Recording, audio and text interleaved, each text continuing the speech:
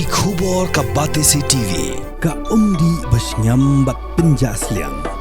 Rupa Premium Meghalaya. Together we achieve, together we can fly, reaching for the sky. ICFA University, Meghalaya.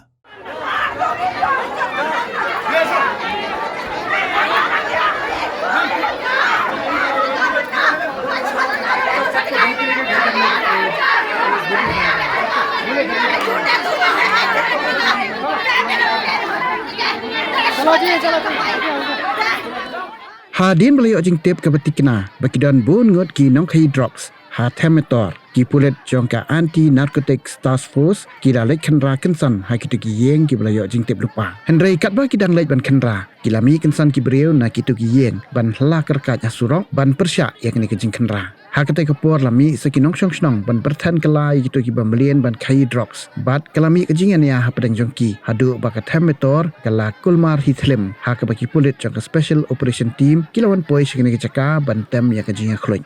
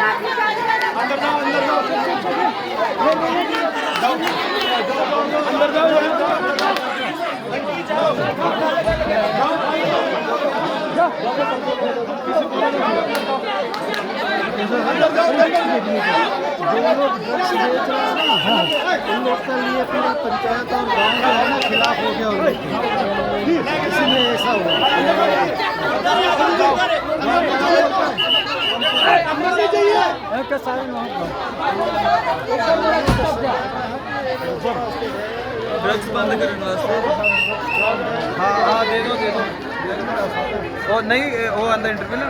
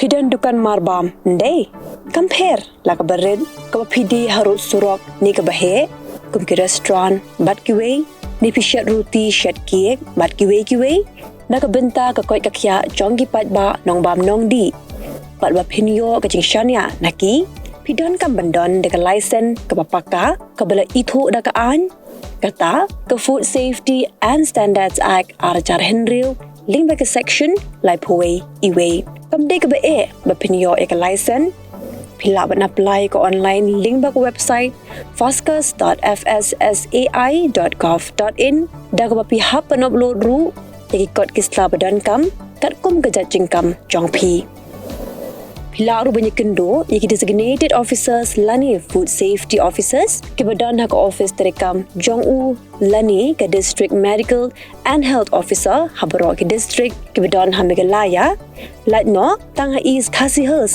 pila ban Leit bet chak office terekam jongki ka commissionerate of food safety ke badan halowa lachumya nakabenta ka kot kakya kinong bam nong di lawan Rashapi daga Commissionerate of Food Safety, Government of Meghalaya, bat belakershan daga Food Safety and Standards Authority of India.